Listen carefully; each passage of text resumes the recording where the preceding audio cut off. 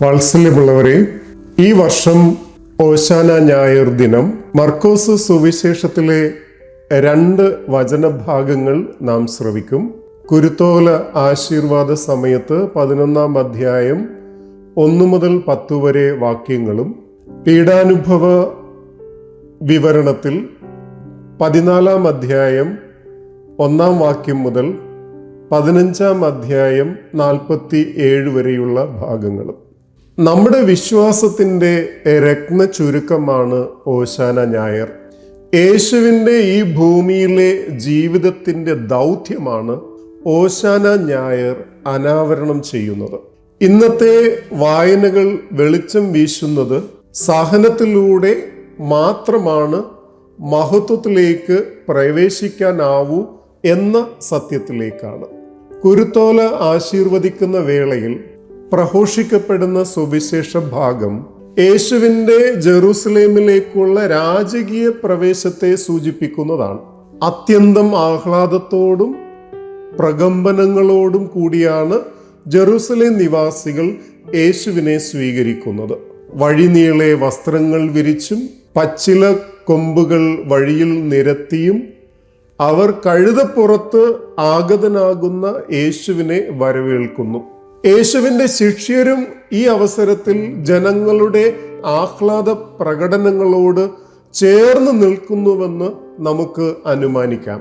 കാരണം യേശുവിൻ്റെ സ്വർഗീയ മഹത്വത്തിൽ തങ്ങൾക്ക് ലഭിക്കാനിരിക്കുന്ന സ്ഥാനമാനങ്ങളെക്കുറിച്ചായിരുന്നു വഴിയിലുടനീളം അവരുടെ ചർച്ച. എന്നാൽ യേശു ശിഷ്യരോട് തൻ്റെ ദൗത്യം എന്തെന്ന് വെളിപ്പെടുത്തുന്നു.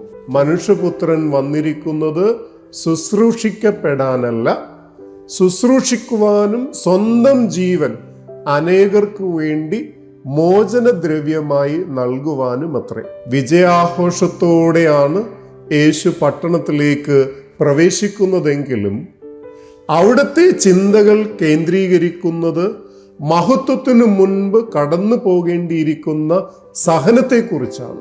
ഓശാന ഞായറിൽ കാണുന്ന ജനത്തിൻ്റെ ആവേശങ്ങളും ആവേഗങ്ങളും വളരെ എളുപ്പത്തിൽ കടന്നു പോകുമെന്ന് യേശുവിന് അറിയാമായിരുന്നു. സഹനവും മരണവുമാണ് തന്നെ കാത്തിരിക്കുന്നതെന്ന് ഈ ആരവങ്ങൾക്കിടയിലും യേശുവിന് നന്നേ ബോധ്യമുണ്ടായിരുന്നു. മർക്കോസ് നൽകുന്ന പീഡാനുഭവ വിവരണത്തിൽ അടങ്ങിയിരിക്കുന്ന ചില സംഭവങ്ങളിലൂടെ യേശുവിൻ്റെ ദൗത്യവും വ്യക്തമാക്കപ്പെടുന്നുണ്ട്. ഒന്ന്, ബഥാനിയായിലെ ഒരു ഭവനത്തിൽ അനേകരോടൊപ്പം വിരുന്നിനിരിക്കുന്ന യേശുവിൻ്റെ ശിരസിൽ ഒരു സ്ത്രീ വിലപിടിപ്പുള്ള തൈലം പൂശുമ്പോൾ എല്ലാവരും അവളെ കുറ്റപ്പെടുത്തുന്നു. ഈ അവസരത്തിൽ യേശു അവളുടെ പക്ഷം ചേർന്ന് മറ്റുള്ളവരിൽ നിന്ന് അവളെ പ്രതിരോധിക്കുകയാണ്. യേശു പറഞ്ഞു, ഇവളെ സ്വൈരമായി വിടുക, എന്തിന് ഇവളെ വിഷമിപ്പിക്കുന്നു? ജനമധ്യത്തിൽ ഒറ്റപ്പെട്ടവരുടെയും അനാമികമാരുടെയും പാർശ്വവൽക്കരിക്കപ്പെട്ടവരുടെയും സഹിക്കുന്നവരുടെയും ഒപ്പമാണ് അവിടുന്ന് എന്ന് ഈ പ്രവൃത്തിയിലൂടെ യേശു പ്രഖ്യാപിക്കുകയാണ്. 2, യൂദാസ് കറിയോത്തയെ സംബന്ധിക്കുന്ന വിവരണം ശ്രദ്ധേയമാണ്. യൂദാസിന് ഒരു ലക്ഷ്യമുണ്ട്. ആ ലക്ഷ്യം പണമോ മറ്റ് സ്വാർത്ഥ താല്പര്യമോ ആകാം. ലക്ഷ്യം മാർഗത്തെ സാധൂകരിക്കുന്നുവെന്ന തത്വം യൂദാസിനെ ഭരിക്കുന്നുണ്ട്. എന്നാൽ യേശുവിനെ സംബന്ധിച്ചിടത്തോളം മാർഗവും ശുദ്ധീകരിക്കപ്പെടേണ്ടതാണ്. തൻ്റെ സഹനത്തിലൂടെ സർവവും ശുദ്ധീകരിക്കപ്പെടുന്ന മാർഗമാണ് യേശുവിൻ്റെ മുന്നിലെ ദൗത്യം.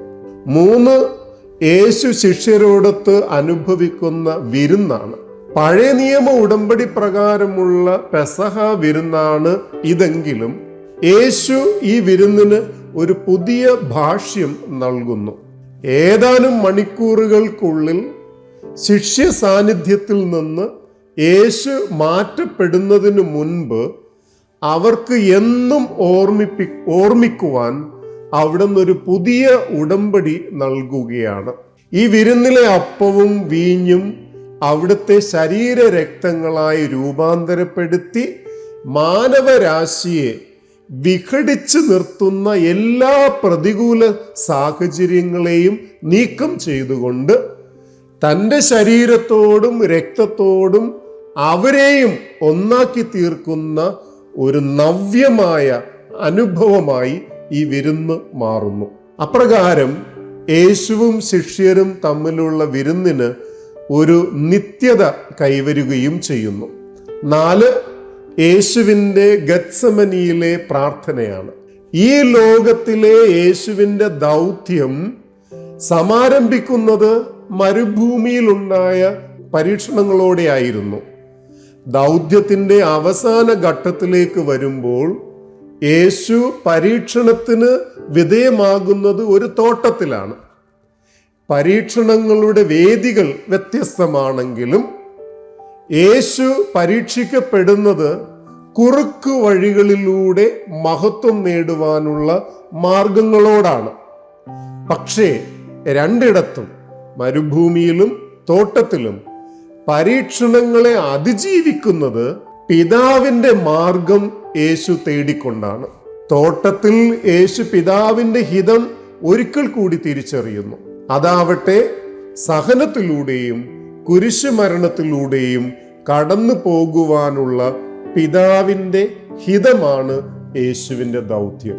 തുടർന്നുള്ള സംഭവങ്ങൾ യേശുവിൻ്റെ ദൗത്യ നിർവഹണത്തിന് സാക്ഷ്യം നൽകുകയാണ്. തോട്ടത്തിൽ നിന്നും പുറത്തു വരുന്ന യേശു തൻ്റെ പീഡകരോടൊപ്പം യാത്രയാകുന്നു.